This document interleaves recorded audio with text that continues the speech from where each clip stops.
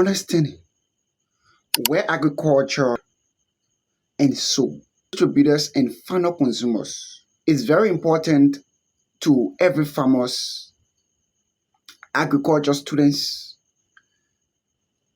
agribusiness investors, and professionals in agriculture. Welcome to the Unity Light Agri Services TV. This is a TV that brings to you the major happenings in the world of agriculture.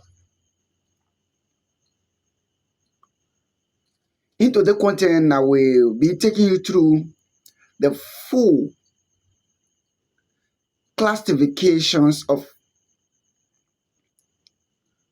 agriculture market that you as a farmers or a great entrepreneur, agriculture students, lover of agriculture, you need to be aware of these kinds of market system that exist within the agriculture. If that is your first time coming across this Unity Light Agri platform, I can ask you to just hit the subscribe button. You can also follow me on TikTok, Facebook, and you can subscribe to my YouTube channel so that this community can be a bigger one, that we all work together.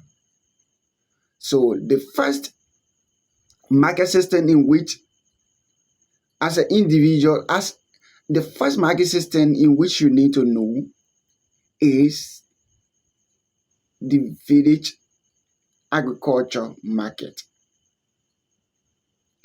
The village agriculture market is a market system or market organized by the villager that exists within that particular village, where they sold or sell their commodity to each other, or they carry on the achievement of goods and services for it to satisfy their needs.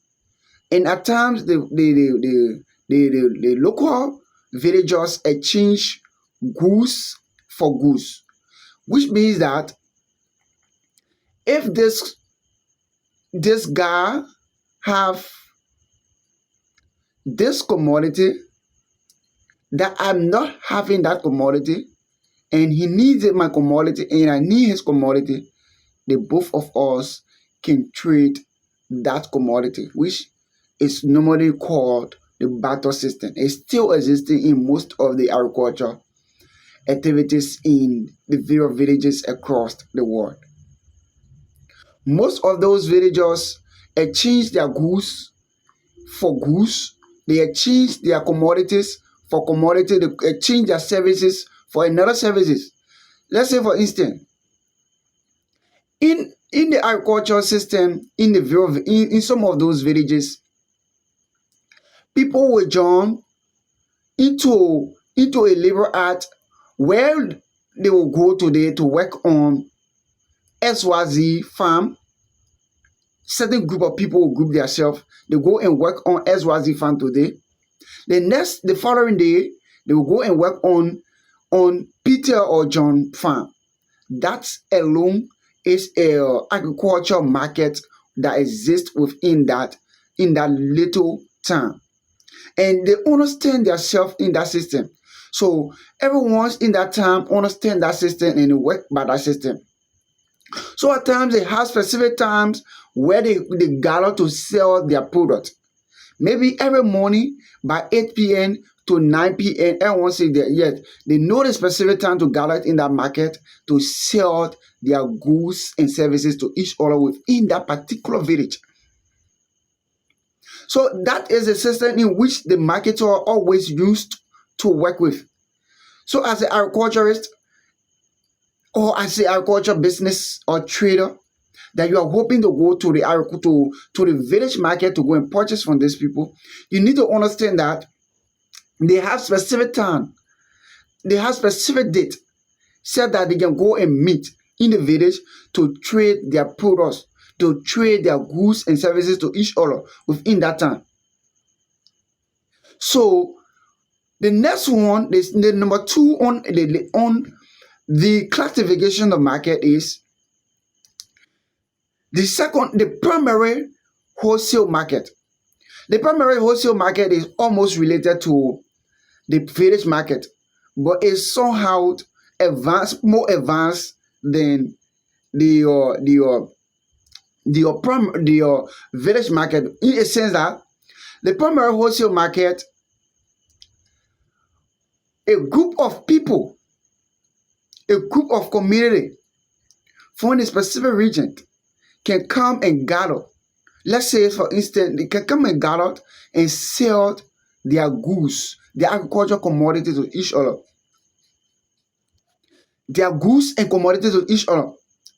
Let's say, for instance, in most African region, in most African country, we have districts, we have regions. So in the primary wholesale market, a specific district within that localities can come together and set a specific date for their market date, which means if, for instance, District 1 is the market date will be on Tuesday, everyone from District 1, the various towns and villages within that District 1 can gather themselves to go for that market day, that primary market date, where they set a specific date that each and every one within that town and villages should come and gather within that town. And if you go there with that specific date, you'll see a lot of agricultural commodities on the market.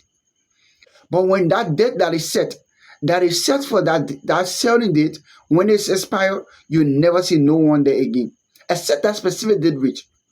Let's say this. In my own district or administrative district, which is Yapiaman district in Nima, you'll see a specific date, like Tuesday is that market day, where almost all the farmers in that localities, the farmers and some other sellers from with diverse products can come, but most often it is based on agriculture commodities that is solely traded, is solely trade for goods and services within that period. They set that Tuesday as a market date where every towns and villages across the Yapia man can come and trade their product within that specific town.